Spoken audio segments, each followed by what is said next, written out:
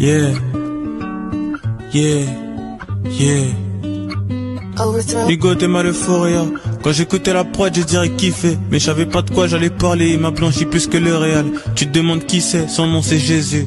Laisse-moi t'en parler. Tu t'attends sur moi à ce que je te donne un cours de théologie, mais c'est même pas ce que je vais faire, c'est pas ce que j'ai prévu. Et je vais pas répéter des phrases clichés, du genre j'étais dans le péché, parce que c'est vu et revu. J'aimerais te parler plus en profondeur, pour t'apprendre ce qu'il a fait dans ma vie, et pour t'apprendre ce qu'il a fait dans la mienne. Ça fait que quelques mois que je suis en Christ, mais il a fait de moi une référence alors que je le connaissais à peine. Et même des sœurs disaient que parce que j'étais nouveau converti, j'étais pas qualifié pour diriger un ministère. Enfin, peut-être pour diriger leur ministère, mais dans tous les cas j'ai dirigé leur ministère. Et Dieu les a élevés. À l'heure où j'écris ce texte, elles ont pas plus de 3000 abonnés. Mais ce que je sais c'est que ça va marcher. Je parle au futur, parce que c'est normal de parler ainsi.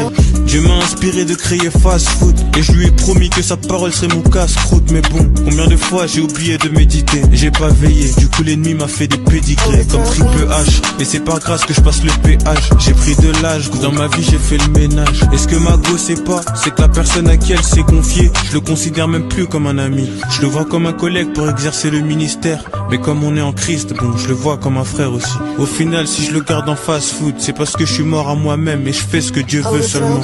À chaque fois que je me rappelle que les gens que j'aime ont craché sur mon dos, au final ça me plaît pas tellement. Mais bon, je crois que c'est ça aussi le brisement. Et après tout, dans la foi faut prendre des risques, non? Je peux pas être distant, parce que si Dieu a pardonné, faut que je pardonne. Faut que je fasse comme si de rien n'était et qu'on charbonne. On réussit, on n'est pas passé par la Sorbonne. Et c'est dommage parce que je me dis que quelque part j'ai parlé de mariage, mais on a exposé mes vices. Alors le diable m'a dit, regarde, tu penses vraiment que c'est cette fille-là qui est digne d'être la mère de tes fils? J'ai dit au diable que je suis pas prêt à faire la victime. Non, je suis pas un miskin. Moi aussi j'ai fait du mal quand j'étais dans le monde, mais faut que j'arrête de dire ça, car c'était du passé. Et le passé c'est passé. Alors oui je trompais, oui j'étais infidèle, et sûrement qu'il y a des meufs qui vont continuer à parler sur moi. Mais ce que je sais c'est que le Seigneur m'a blanchi. Avant je portais trop de péchés, je me rappelle j'étais en surpoids. Allez dites-moi, vous allez parler sur quoi? De mon passé? Non, c'est pas une surprise. À part de moi, vous allez parler sur qui? Dieu me protège et sur mon nom on peut plus surfer. Et j'ai appris un truc grâce à mes fautes. Et j'ai beaucoup d'amour pour ma go et aussi pour mes potes, c'est vrai. Mais ils ont tellement de défauts, et j'en ai aussi. Mince, ils ont tellement de défauts, mais j'en ai aussi. Et c'est pour cette raison que j'abandonnerai jamais Jésus, car voici le place de celui qui m'a jamais déçu. Car que ce soit ma mère, mes danseuses, mes frères, ma meuf, au moins une fois ils m'ont tous déjà craché dessus. En écoutant ce texte, t'as l'impression que je suis bossu. J'essaie de me libérer, de témoigner, il faut que je bosse. Dieu le Père qui n'a jamais abandonné ses gosses. Laisse-moi te témoigner, y'a combien de mecs sur Twitter qui m'ont souhaité l'échec. Mon manager m'a saigné en pensant que j'allais ramener des chèques. Au final j'étais paumé, mais bon, même quand j'ai donné ma vie à Dieu, il est resté près de moi.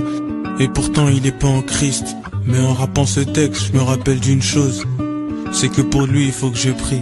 Seigneur, entends mon cœur qui crie. Je me demande comment tu fais Jésus pour oublier les péchés. Je me demande comment tu fais pour enrichir les fauchés. Alors s'il te plaît, permets-moi de me rapprocher, parce que j'ai du mal à faire comme toi. Pourquoi j'ai du mal à oublier qu'on m'a blessé? Dis-moi pourquoi j'ai du mal à oublier qu'on m'a vexé. Pourtant je connais toutes les paraboles dans Matthieu.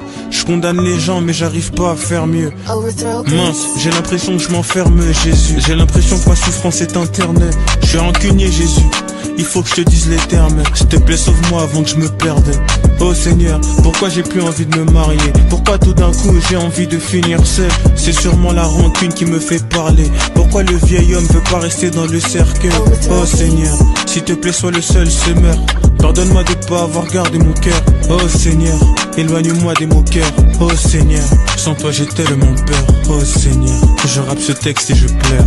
Voici le témoignage d'un homme qui a très mal au cœur. Après avoir écouté ce texte, les membres de Fast Food viendront me voir en me demandant des explications.